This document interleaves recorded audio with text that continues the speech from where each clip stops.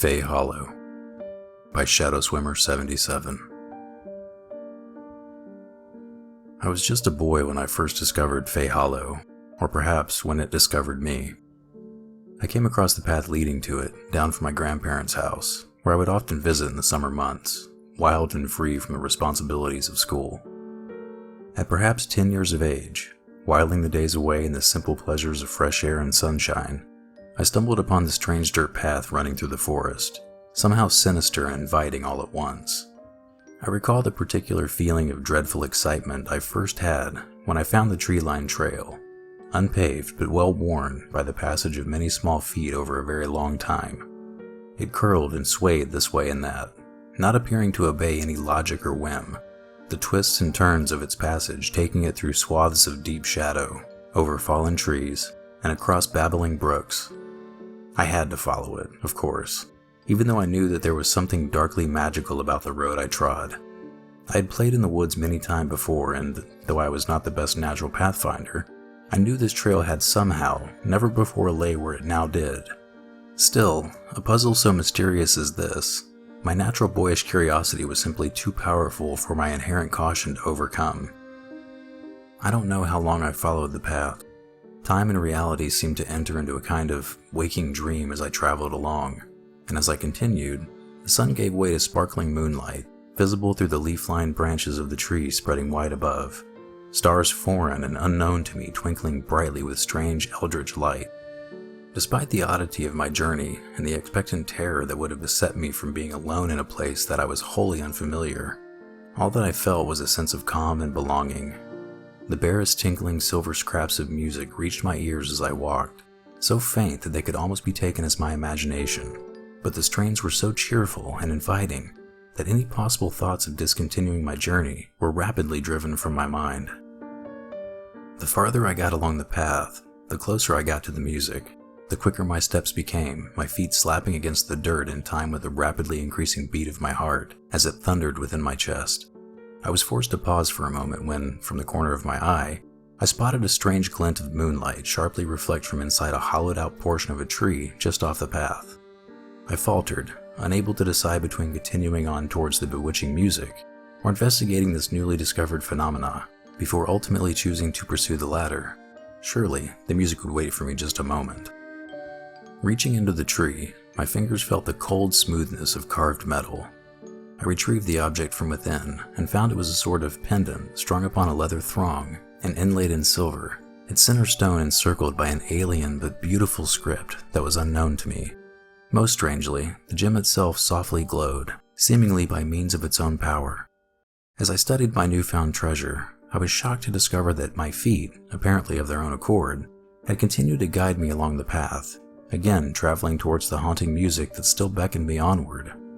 Regaining conscious control of my passage, slightly shaken by my autoambulation despite the reassuring lilt of the music, I slipped the pendant into my pocket and cautiously proceeded, exhilarant and nervous to discover what might lay at the end of the forest path. At last, the way passed through a high wooden archway before opening into a large clearing perhaps a bit more than a quarter-mile in diameter that, to my wonder, appeared to be occupied by a fantastic carnival.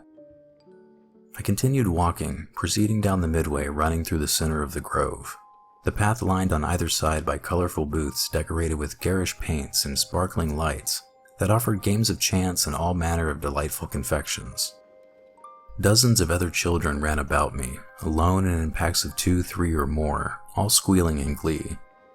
Each of the individual booths were appealing in their own right. The gaming stands offered great variety from ring tosses to whack-a-mole, and each bore the promise of enormous stuffed animals as prizes, their features so well crafted as to seem wholly lifelike. The food stands advertised the most sumptuous of treats, apples fairly dripping with caramel, blue and pink cotton candy handed out in huge clouds atop paper cones, and foot-long hot dogs piled high with molten cheese and chili. Each of the offerings seemed so incredibly perfect that the thought of choosing one over the other proved overwhelming. So instead, I simply continued to walk along and marvel again at each newly revealed sight.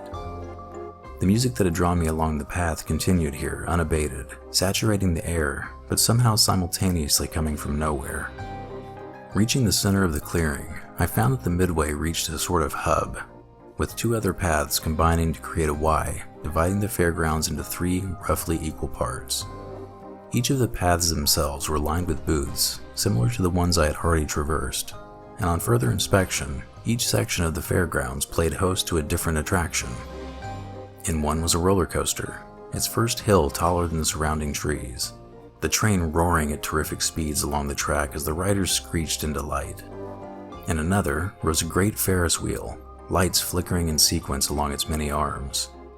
And in the final third, directly ahead and serving as a focal point and apex to the entire park, stood an enormous haunted house attraction, its exterior covered with animatronic ghosts and ghouls.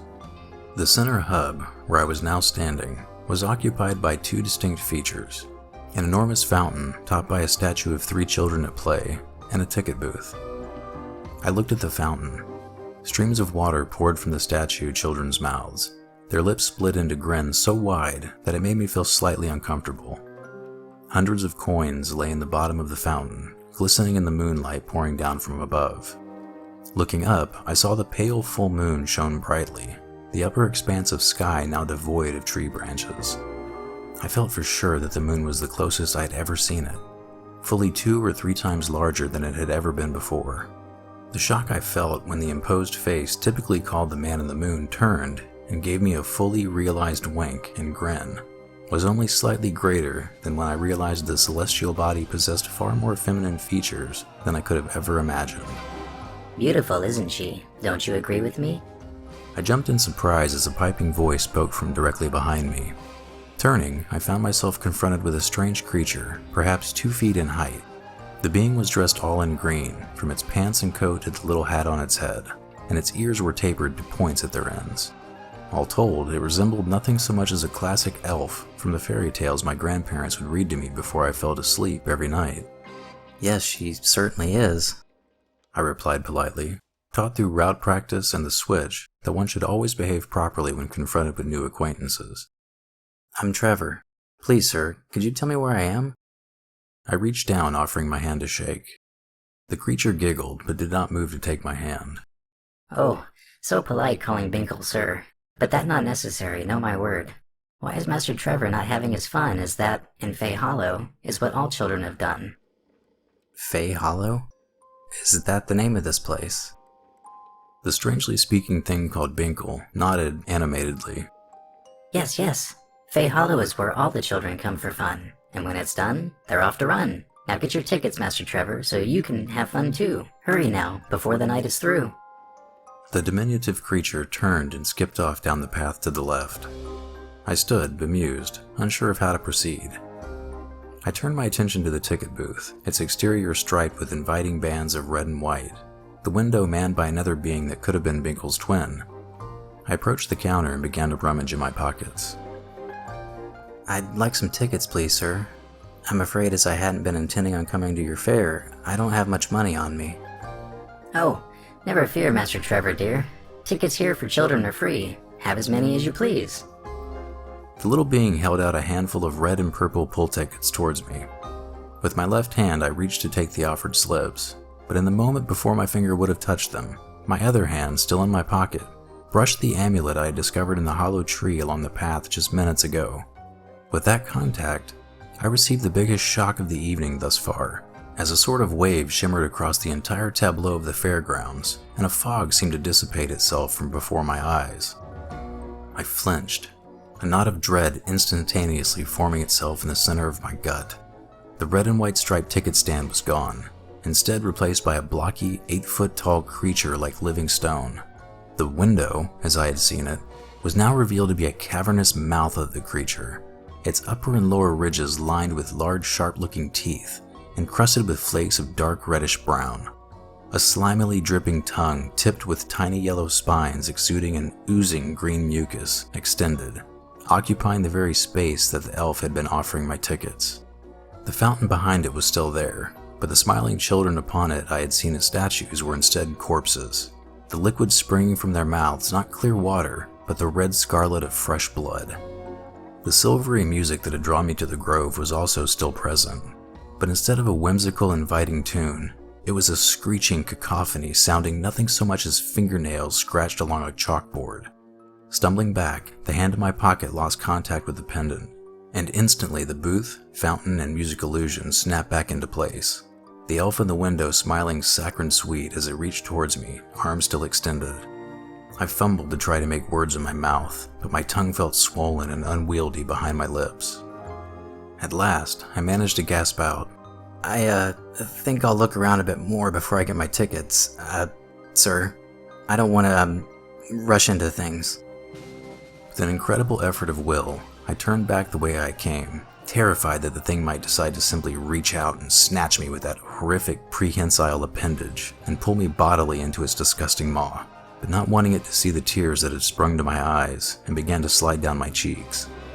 As slowly and with as much control as I was able, I retraced my path down the midway in the direction I had entered, moving one shaky step after another back towards the entrance to the fairgrounds.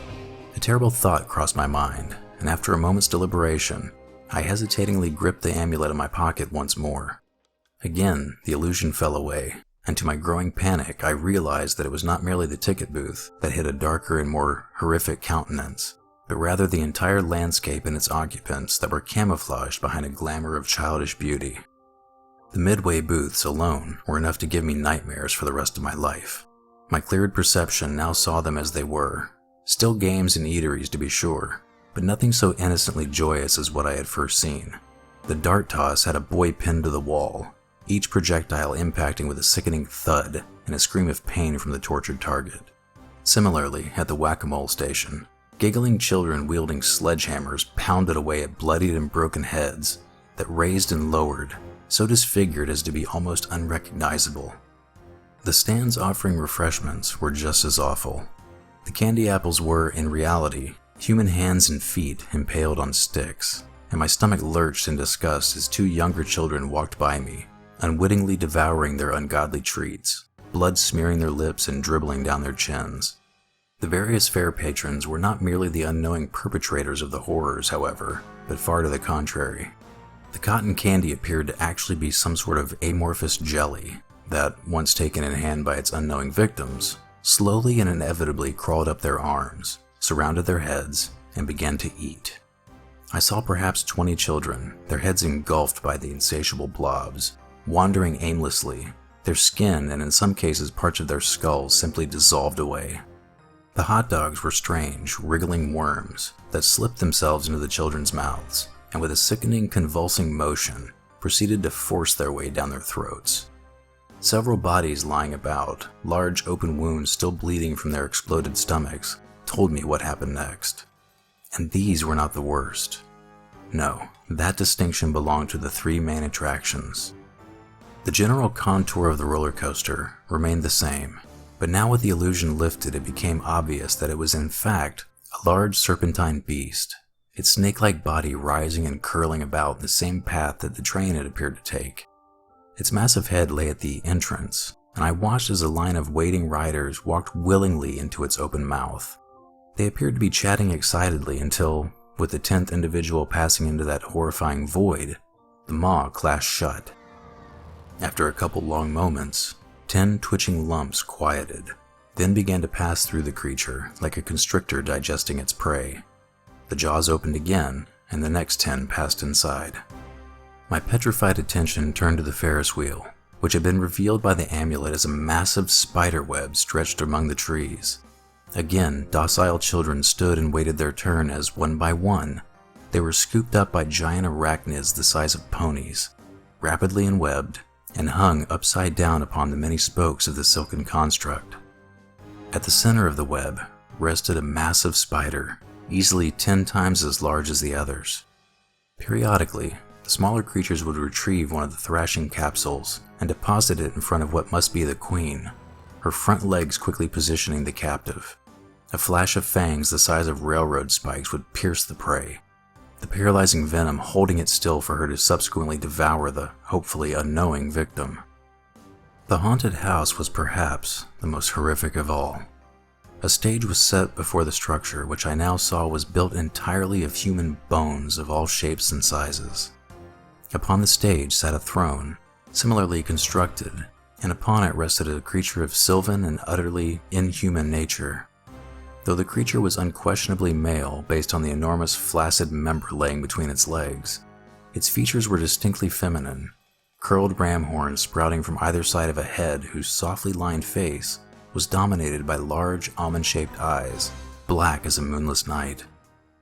Around the stage rose a number of sharpened stakes, perhaps 10 feet tall, and affixed atop each was a child, still very much alive.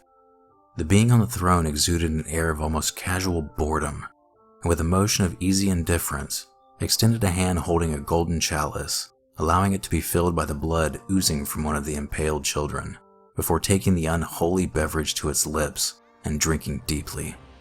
A wash of sickly crimson bathing its mouth, the creature wiped away the residue with the back of its hand, drying it upon the thickly matted hair sprouting from its chest.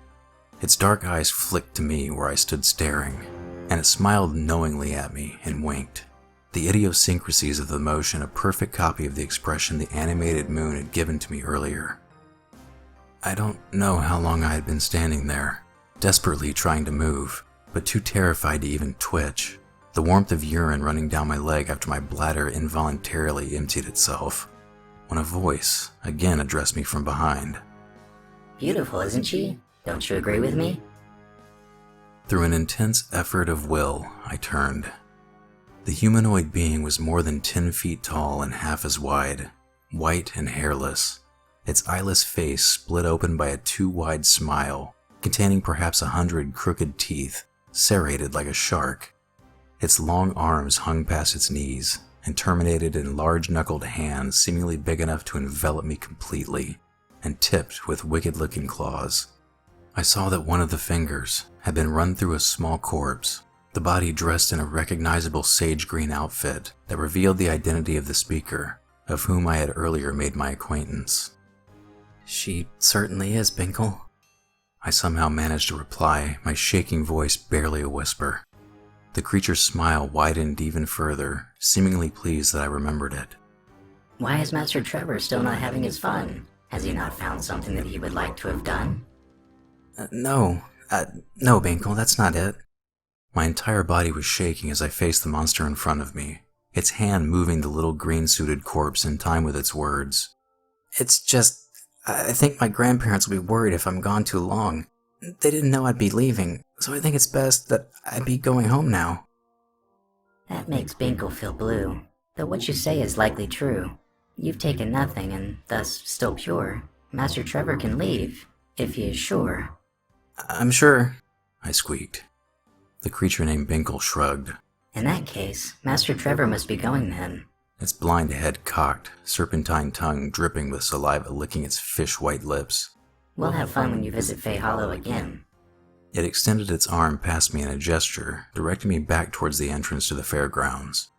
On wooden legs I walked, rigid and barely keeping my balance, edging past the monster called Binkle, my hand never leaving the amulet in my pocket. Just as I passed through the wooden archway, I heard a voice, soft and feminine, call out to me. Be seeing you, Trevor.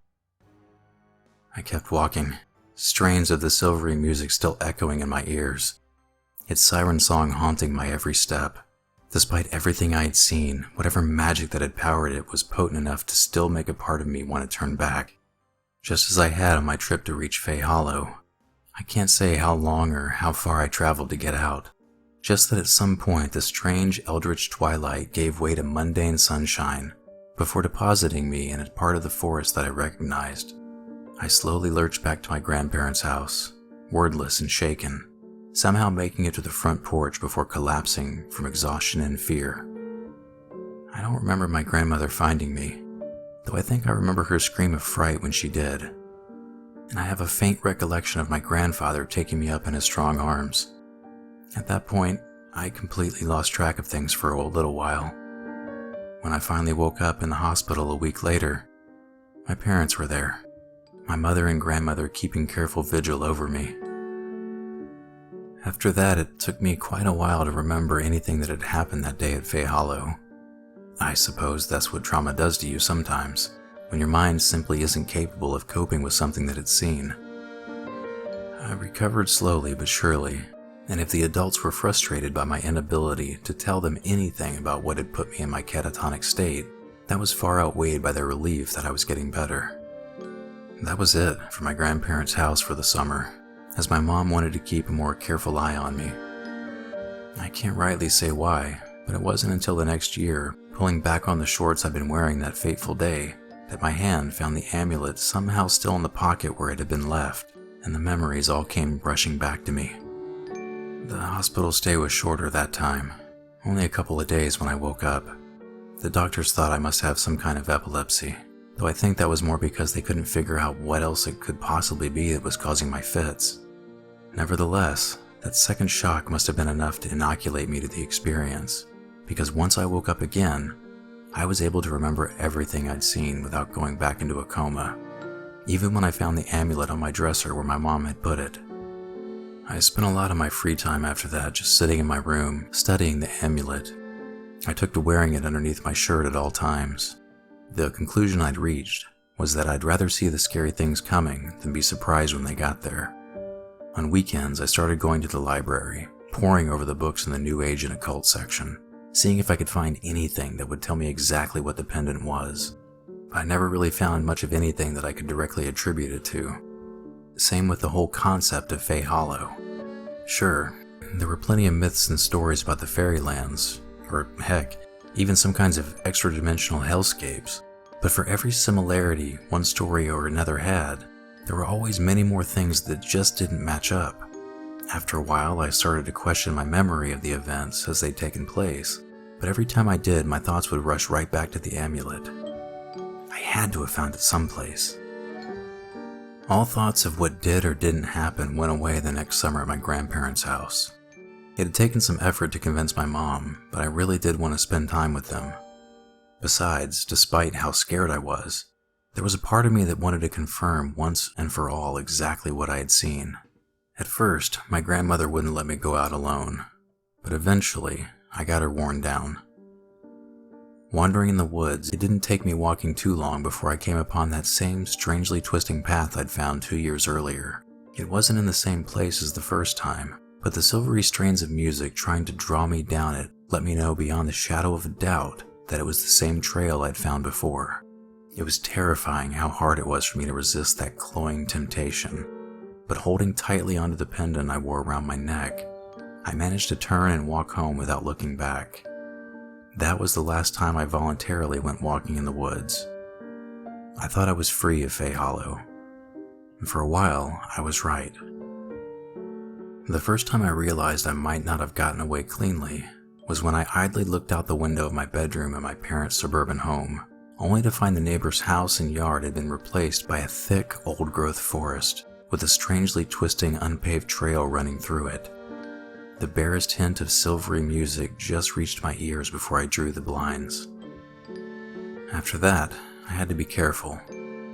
Every once in a while, I would be walking down the sidewalk and, if I let my thoughts wander, would find myself heading down the forest path, the unmistakable lilt of music drawing me ever onwards, the strange eldritch stars and moon shining down on me from between the thick tree branches above.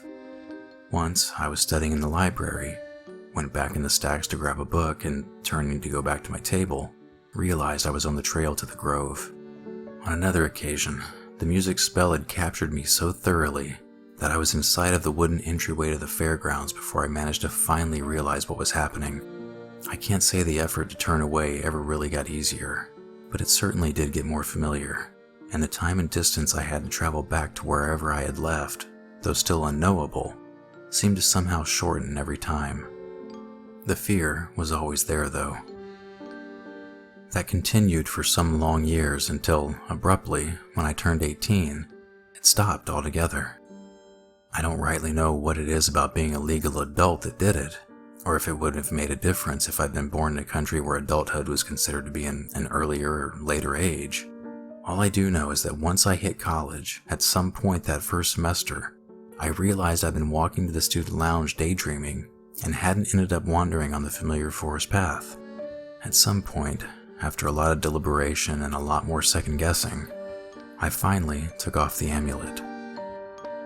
I'm in my 30s now. For a long while, I thought that I wouldn't get married. But then I found a woman that I absolutely couldn't dream of living without. I thought for sure I would never have kids. But she wants them, and there's no way I can deny her that either. But I worry. If I have a child, will the grove come for them? Will they someday find themselves walking along a strangely twisting trail through ancient woods, with a full moon shining down upon them through the creaking branches, the haunting silver music drawing them onwards to the fairground at Fey Hollow? Will the strange creature Binkle greet them the way he did me, and invite them to join in the fun? Will the terrible sylvan creature on the throne of bones grin and wink at them knowingly? I still have the amulet. I don't know how it ended up in that tree, and I don't know what providence let me stop and grab it that first day on my way to Fey Hollow. All I know is that it saved my life, maybe my very soul. It sure didn't stop the Hollow from trying to get at me, but at the very least it let me see the monsters for what they truly were. It will belong to my child once he or she is old enough. I'll tell them my story, although maybe I'll leave out some of the more gruesome parts, at least at first.